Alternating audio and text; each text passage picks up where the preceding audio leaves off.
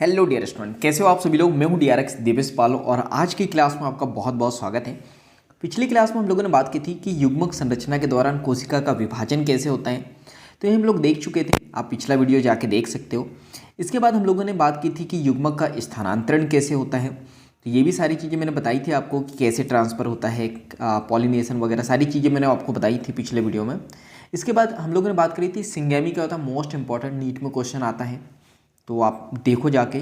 इसके बाद हम लोग बात करते हैं अनिषेक जनन क्या होता है, एग्जाम्पल क्या है, ये हम लोगों ने बात कर चुके हैं। इसके बाद हम लोगों ने बात करा था बाह्य निषेचन क्या होता है, इसके बाद आंतरिक निषेचन क्या होता है, ये सारी बातें हम लोग कर चुके थे। ठीक है, इसके बाद आज हम लोगों को देखना है निषेचन पश्च घटनाएं। तो चलिए स्टार्ट करते हैं हम लोग, यानी फर्टिलाइजेशन पोस्ट फर्टिलाइजेशन इवेंट्स क्या क्या होते हैं तो देखते हैं। तो लैंगिक जनन में होने वाली घटनाओं के पश्चात यानी कि उसके बाद में युग्मनज का निर्माण होता है और यही निषेचन पश्च घटना होती है। ठीक क्या बोला, लैंगिक जनन में होने वाली घटनाओं के बाद में, यानी हम लोगों ने क्या बात की थी, जो दो गैमेट होते हैं यानी युग्मक होते हैं आपस में मिलकर क्या बनाता है, जायगोट। तो जायगोट का निर्माण होता है, तो वही हम लोग देखने वाले हैं।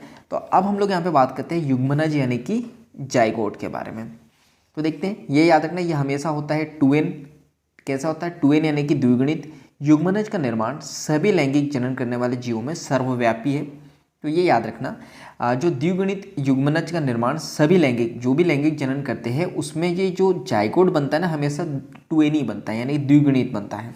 इसके बाद बाह्य निषेचन करने वाले सभी जीवों में युग्मज, ये युग्मनज होगा, तो ये युग्मज लिखा है। तो युग्मनज का निर्माण बाह्य माध्यम प्रातः जल में, प्रातः नहीं, प्रायः जल में होता है। ठीक है, तो निषेचन करने वाले जीवों में जो युग्मनज का जो निर्माण होता है लगभग प्रायः जो है जल में होता है, जबकि वह जीव जिनमें आंतरिक निषेचन होता है उनके शरीर के भीतर युग्मनज की संरचना होती है।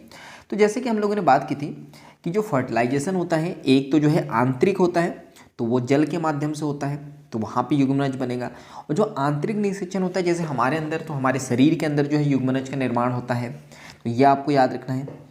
इसके बाद हम लोग बात करते हैं युग्मनज के आगे का विकास जीव के अपने जीवन चक्र तथा वहाँ के पर्यावरण पर निर्भर करता है कि ये जो युग्मनज है भाई आगे विकास कैसे करेगा। तो जीवन चक्र क्या है, वो किस प्राणी, कौन सा प्राणी है, उसका जीवन चक्र कैसे चलता है और वहाँ का पर्यावरण क्या है, तो इस पर डिपेंड करेगा। फंजाई एवं शैवाल से संबद्ध जीवों में युग्मनज एक मोटी भित्ति को विकसित कर लेता है जो उसकी शुष्कन तथा क्षति से रक्षा करती है, और यहाँ अंकुरन से पूर्व काफ़ी समय तक के विश्रांति काल में रहते हैं, जिसको रेस्ट फेज भी हम लोग कहते हैं। द्विगुणित जीवन चक्र वाले जीवों में कक्षा 11वीं की आप पुस्तक में देख सकते हो। तो कक्षा 11वीं में आपने देखा होगा या इस चैनल पर कक्षा 11वीं के वीडियो डले हैं, तो आप जाके देख सकते हो अगर आप नीट की तैयारी कर रहे हो तो, नीट पीएनएसटी कोई भी एग्जाम की तैयारी कर रहे हो तो। इसके बाद युग्मनज अर्धसूत्रन द्वारा विभाजित होकर अगुणित अंडाणु का निर्माण करता है जो अगुणित व्यष्टि के रूप में वृद्धि करता है। आप अपनी 11वीं की कक्षा की पुस्तक का अध्ययन करें और पता लगाए कि द्विगुणित एवं सम द्विगुणिता युगिनितक जिसको हम लोग कहते हैं हैप्लोडिप्लॉन्टिक जीवन चक्र वाले जीवों में युग्मनज किस प्रकार से विकास करता है। तो यहाँ पे ये बताया है कि एक तो यहाँ पे हैप्लॉन्टिक लाइफ साइकिल चलता है और एक डिप्लॉन्टिक लाइफ साइकिल चलता है। तो ये जो है 11th में है, तो आप वहाँ जाके पढ़ सकते हो। अगर आप नीट पीएनएसटी की तैयारी कर रहे हो तो वहाँ तो आपको पढ़ना ही है, और 12th लेवल के अकॉर्डिंग जो है ये इतना इंपॉर्टेंट आपके लिए नहीं है। अब यहाँ पे आपको बस याद ये रखना है कि युग्मनज जो है उसका जीवन चक्र और पर्यावरण पर डिपेंड करेगा कि ये कैसे होता है। इसके बाद मान लो ये युग्मनज है, तो क्या करता है, ये मोटी भित्ति को ये विकसित कर लेता है। क्यों कर लेता है, ताकि शुष्कन तथा मतलब ये सूखे नहीं, ये जो जायगोट है, मतलब ये जो जायगोट है, 1 मिनट, ये जो जायगोट है इसके आसपास जो है ये शुष्कन यानी कि ये एक सूखी लेयर बना लेता है। क्यों बना लेता है, ताकि ये सूखे नहीं। ठीक है, इसके बाद हम लोग बात करते हैं ये क्या कहता है, क्षति से भी रक्षा में मदद करता है, तो ये आपको याद रखना है। इसके बाद हम लोग बात करते हैं नेक्स्ट, यहाँ पे युग्मनज का एक पीढ़ी से दूसरी पीढ़ी के जीव के बीच की महत्वपूर्ण कड़ी है जो प्रजातियों की निरंतरता को सुनिश्चित करती है। प्रत्येक लैंगिक प्रजनक जीव यहाँ तक कि मानव जीवन की शुरुआत एकल कोशिका युग्मनज से ही हुई है। तो ये याद रखना, यहाँ पे ये जो युग्मनज है कैसे बनता है, तो ये मान लो ये मेल, ये फीमेल, ये इसका गैमेट, ये इसका गैमेट, यानी कि युग्मनज ये दोनों मिलकर बनाएंगे जायगोट। तो ये जो जायगोट है ये एक पीढ़ी से दूसरी पीढ़ी के जीव के बीच में जो है एक महत्वपूर्ण कड़ी मानी जाती है। और हम लोग बात करते हैं यहाँ पे जो है ये एकल कोशिका, ये जायगोट के द्वारा क्या बनता है, एम्ब्रियो यानी कि भ्रूण बनता है। और यहाँ से ही जो है चुन्नू मुन्नू का जन्म होता है। चाय पौ करते हो। मुझे पता है कुकर की सीटी आपको की आवाज़ आ रही होंगी आपको, तो कुकर की सीटी नहीं सुननी है, यहाँ पे ये मेरा लेक्चर सुनना है। देखो तो फटाफट, तो ये एकल कोशिका युग्मनज के द्वारा ही जो है यहाँ पे एक नए जीवन या मानव जीवन की शुरुआत होती है। इसके बाद हम लोग बात करते हैं भ्रूणोद्भव, जिसको हम लोग लिखते हैं एम्ब्रियोजेनेसिस, यानी एम्ब्रियो कैसे बनता है तो वो देखते हैं। तो भ्रूणोद्भव युग्मनज से भ्रूण के विकास की प्रक्रिया को हम लोग कहते हैं। देखो क्या जायगोट बना था, तो जायगोट से जो एम्ब्रियो बनता है ना, उसके विकास की जो प्रक्रिया होती है, उसके डेवलपमेंट की जो प्रोसेस होती है ना, उसको हम लोग कहते हैं भ्रूणोद्भव। ठीक है। भ्रूणोद्भव के दौरान युग्मनज कोशिका विभाजन समसूत्रण होता है, तो समसूत्री विभाजन होता है, तथा कोशिका विभेदीकरण से गुजरता है। तो ये याद रखना है, यहाँ पे दो स्टेप आपको देखने को मिलेंगी। युग्मनज क्या करेगा, जब जायगोट बनेगा तो वहाँ पे दो चीज़ें होंगी। दो चीज़ें कौन सी होंगी, क्या करेगा, पहले तो कोशिका का विभाजन होगा, तो समसूत्री विभाजन के द्वारा होगा। क्लियर है भाई, ये है जायगोट और ये है एम्ब्रियो। तो जायगोट तो एक कोशिका और एम्ब्रियो में बहुत सारी कोशिका है, तो यहाँ क्या होता है, बहुत सारी कोशिका मिल के जो है ये जायगोट बनेगा। तो कौन सा विभाजन होना चाहिए, समसूत्री विभाजन। क्यों, क्योंकि गुणसूत्र की संख्या समान भी तो रखनी है ना, तभी तो पेरेंट्स के जैसा यानी जनक के समान बच्चा पैदा होगा। क्लियर। फिर कोशिका विभेदीकरण का मतलब होता है, देखो एक कोशिका दूसरी कोशिका से मिलेंगी ना, विभेद करेंगी, तो ये विभेदीकरण से गुजरता है, तो ये याद रखना, तभी तो ये टिश्यू बनेगा, यानी पूरा का पूरा भ्रूण बनेगा। इसके बाद हम लोग यहाँ पे बात करते हैं नेक्स्ट। तो भ्रूण विकास के दौरान जहाँ कोशिका विभाजन से कोशिका की संख्या में वृद्धि होती है, कोशिका विभाजन होगा तो कोशिका की संख्या में वृद्धि होगी। वहीं कोशिका विभेदीकरण से कोशिकाओं के समूह एक निश्चित रूपांतरणों से गुजरकर विशेषीकृत ऊतक में अंगों की रचना करते हैं। वही मैंने जो बताया, वही जो एक सिंगल सेल है, कोशिका विभेदीकरण होगा, बहुत सारे बनेंगे, तो अंग बनेगा, ऊतक बनेंगे, और ऊतक से क्या बनेंगे, मतलब सेल थी, सेल से ऊतक बनेंगे, ऊतक से अंग बनेंगे, जिसके परिणाम स्वरूप चुन्नू मुन्नू का जन्म होगा, यानी जीव का निर्माण होगा। आप पिछली कक्षा में कोशिका विभाजन तथा विभेदीकरण की प्रक्रिया के विषय में अध्ययन कर चुके होंगे। तो एनसीईआरटी माता मानती है कि आप पिछली कक्षा में, पिछली क्लास में इसका अध्ययन कर चुके होंगे। इसके बाद हम लोग बात करते हैं, प्राणियों को अंडप्रजक तथा सजीव प्रजक श्रेणियों में विभक्त किया गया है, यानी कि बांटा गया है। ठीक है। तो अंडप्रजक यानी अंडे देने वाले, सजीव प्रजक यानी बच्चों को जन्म देने वाले। तो हम किस में आते हैं, तो ये याद रखना है, इसको क्या हम लोग कहते हैं, इसको हम लोग कहते हैं ओविपेरस, ओविपेरस। ठीक है। और ये क्या होता है, विविपेरस। क्लियर है, ये स्पेलिंग देख लेना, इधर लिखा नहीं रही। इंपॉर्टेंट क्या है, इंपॉर्टेंट ये है कि मनुष्य क्या करता है, वीवो का मोबाइल चलाता है, तो मनुष्य किस में आएगा, विविपेरस में। ठीक है। ओवी यानी कि यह अंडा दिख ही रहा है, जिसमें अंडा होगा वो अंडप्रजक हो जाएंगे। क्लियर है, ये याद रखने के लिए मैं बता रहा हूँ आपको। इसके बाद हम लोग बात करते हैं नेक्स्ट। तो यहाँ पे जो इस तथ्य पर आधारित है कि युग्मनज ने मादा जनक के शरीर के बाहर विकास किया है अथवा भीतर, अर्थात उसका जन्म निषेचित या अनिषेचित अंडों के द्वारा हुआ अथवा शिशु के रूप में प्रसव से जन्म हुआ। तो ये याद रखना, अगर किसी ने प्रसव के द्वारा जन्म लिया है, निषेचन हुआ है वगैरह सारी चीज़ें, मादा शरीर के अंदर हुआ है, सॉरी मतलब बाहर हुआ, ये सारी चीज़ें हैं। तो यहाँ पे हम लोग बात करते हैं फिर नेक्स्ट। ये तो सब तो किस में देखने को मिलेगा आपको, सजीव प्रजक में। इसके बाद हम लोग अंड प्रजक की बात करें तो अंड प्रजक प्राणियों जैसे कि इसमें आते हैं सरीसृप और पक्षी के द्वारा पर्यावरण के सुरक्षित स्थान पर ये निश्चित अंडे देते हैं। देखो ये अंडे कहाँ देंगे, जहाँ पे ऐसी जगह जहाँ पे इनके अंडे सुरक्षित हो, इनको कोई नुकसान ना हो।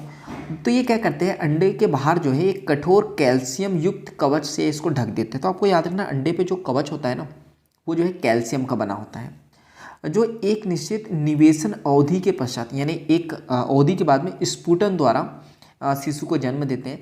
तो ये अंडे को कुछ दिन तो खा सकते हो, लेकिन कुछ दिन आप रखोगे, इसको ऐसे ही रहोगे, तो ये क्या होता है, यहाँ पे स्फुटन हो जाता है, यानी जो छिलका है ये टूट जाता है और शिशु का जन्म हो जाता है, चाहे पाँव करते हुए। तो याद रखना आपको, जबकि दूसरी ओर जो सजीव प्रजक जीवों में अधिकतर स्तनधारी आते हैं, जिसमें मानव हम लोग हैं।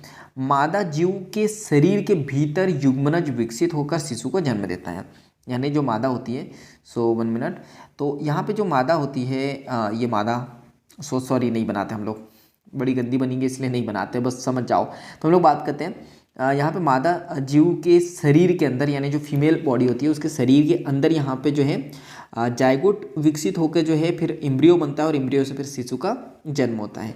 और एक ये निश्चित अवधि एवं विकास के चरणों को पूरा करने के बाद मादा जीव के शरीर से जो है प्रसव द्वारा पैदा किया जाता है। आपको बताना है कितने, अच्छा ये तो बता ही सकते हो आप, मुझे कमेंट्स में बताना है कि कितने मंथ के बाद, कितनी अवधि के बाद जो है एक फीमेल, एक मादा जीव जो है अपने बच्चों को जन्म देती है मनुष्य में, ठीक है। इसके बाद भ्रूणी सही देखभाल तथा संरक्षण के कारण सजीव प्रजक जीवों के उत्तरजीवित रहने के 1 मिनट, हाँ अब ठीक है। और आपने सुना होगा जब छींक आती है तो उसका मतलब होता है सत्य। चलो तो हम लोग आगे देखते हैं। तो यहाँ पे जो भ्रूणी यानी जो भ्रूण हुआ था उसकी देखभाल तथा संरक्षण के कारण जो सजीव प्रजक है जीवों की उत्तरजीवित रहने के सुअवसर बढ़ जाते हैं। तो आपको ये याद रखना कि जो मनुष्यों के जो बच्चे होते हैं ना, वो उनके बढ़ने के चांसेस बहुत ज़्यादा रहते हैं, मतलब उनके जीवन होगा ही होगा सफल। सफल का मतलब यहाँ पे ये बोला है कि वो जीवित रहेगा वो बच्चा, ठीक है। तो ये याद रखना है। जबकि जो आंतरिक निषेचन करते हैं हम लोगों ने देखा था पिछली क्लास में, उन लोगों के साथ प्रॉब्लम होती है तो कुकर की सीटी आ गई, आपको खाना नहीं खाना है, अभी मुंह में पानी नहीं आना चाहिए। हम लोग यहाँ पे देखने वाले हैं टॉपिक नेक्स्ट। तो जीवों में पुष्पी पादपों में युग्मनज का निर्माण बीजांड के अंदर होता है। तो याद रखना पुष्पी पादप जो होता है उसमें युग्मनज कहाँ होता है? बीजांड के अंदर। इसके बाद निषेचन के पश्चात पुष्प के बाह्य दल पंखुड़ी तथा पुंकेसर मुरझाकर झड़ जाते हैं। क्या आप ऐसे पादप का नाम बता सकते हैं जिनमें बाह्य दल पुष्प में जुड़े रहते हैं? क्या जो बाह्य दल होते हैं वो पुष्प से जुड़े रहते हैं? कमेंट्स में आपको बताना है। यद्यपि स्त्री केसर पादप से जुड़ा रहता है, युग्मनज भ्रूण में तथा बीजांड बीज में विकसित हो जाता है। ये याद रखना है, ये बेसिक चीज़ें आपको याद रखनी है कि ये जो युग्मनज जो है ना, युग्मनज से क्या बनेगा? भ्रूण बनेगा, और बीजांड से क्या बन जाते हैं? बीज। इसके बाद अंडाशय से बन जाएगा फल। तो ये 3 चीज़ आपको याद रखनी है जो आगे चलकर फल की भित्ति का निर्माण करते हैं। क्लियर है? तो ये याद रखना, यहाँ पे युग्मनज क्या बन जाएगा? भ्रूण, बीजांड बन जाएगा बीज, और अंडाशय से क्या बन जाएगा? फल के रूप में हो जाएगा। और आगे चल के यही जो अंडाशय है यहाँ पे जो है फल की भित्ति के रूप में काम करता है। इसके बाद हम लोग बात करते हैं नेक्स्ट, इसे हम लोग क्या कहते हैं? तो इसे हम लोग कहते हैं फल भित्ति यानी पेरिकार्प। इसका कार्य फल को सुरक्षा प्रदान करना है, यह आपको याद रखना है, जो आपको 1.8 में बताया गया है। तो विकिरण के पश्चात बीज जो है अनुकूल परिस्थितियों के आने पर अंकुरित होता है तथा नए पादप को जन्म देता है। क्लियर है? तो ये कुछ एग्जाम्पल हैं। तो कुछ फलों की किस्मों जैसे कि बात करें यहाँ पे संरक्षी फल भित्ति, तो यहाँ पे आपको दिया है एस का मतलब क्या है? ये देखो, ये जो दिया है या ये जो दिया है, ये जो दिया है एस, ठीक है, ये क्या है? संरक्षित फल भित्ति यानी फल की ऊपर भित्ति है। क्लियर है? और पी को जो है यहाँ पे दिखाया गया है, यानी ये जो है उसके ऊपर की लेयर को यहाँ पे बताने की कोशिश की है। ठीक है, ये देखो ये है, इसके बाद पी आना, ये आपकी आउटर लेयर आ जाती है, ये आ जाती है। तो ये बॉटनी में हम लोग देखेंगे, बस यहाँ पे आप ये समझ जाओ कि ये जो है एक एस क्या बताया है, ये अंदर की भित्ति होती है जो संरक्षित फल भित्ति होती है, और पी की बात करें तो ये आउटर लेयर जो होती है ना, जाम आम में आप देख लो तो उस टाइप से ये भित्ति आपको देखने को मिलती है। तो यहाँ पे ये है सारांश, तो ये आपको देखना है, मतलब खुद से पढ़ना है, कई बार ये भी इंपॉर्टेंट होता है। तो आप समझ ही गए हो कि ये चैप्टर होता है यहीं पे फिनिश। तो आपको क्या करना है पता है, आपको करना है वीडियो को लाइक, कमेंट्स करके बताना है जो भी मैंने क्वेश्चन पूछे हैं, कोई डाउट हो, कोई सजेशन हो तो, और इस वीडियो को ज़्यादा से ज़्यादा शेयर करना है, क्योंकि जब हम दूसरों की हेल्प करते हैं तो ये नेचर हमारी हेल्प करता है। इसके बाद अगर नए हो तो चैनल को सब्सक्राइब कर देना है, क्योंकि यहाँ और हाँ मतलब सब्सक्राइब करने के साथ साथ जो है बेल आइकन को भी दबाना है, क्योंकि जब भी ऐसे वैल्यूबल लेक्चर इस पर डलते रहे, क्लास आते रहे, तो उसकी नोटिफिकेशन आपको मिलते रहे। क्लियर है? तो हम लोग जो है मिलते रहेंगे इस तरह हंसते हुए, मुस्कुराते हुए, लाइफ में कुछ नया नया सीखते हुए। तो मिलते हैं हम लोग नेक्स्ट क्लास में। तो जब तक कि आप इंजॉय करो, पढ़ते रहो, लाइफ में आगे बढ़ते रहो। So thank you.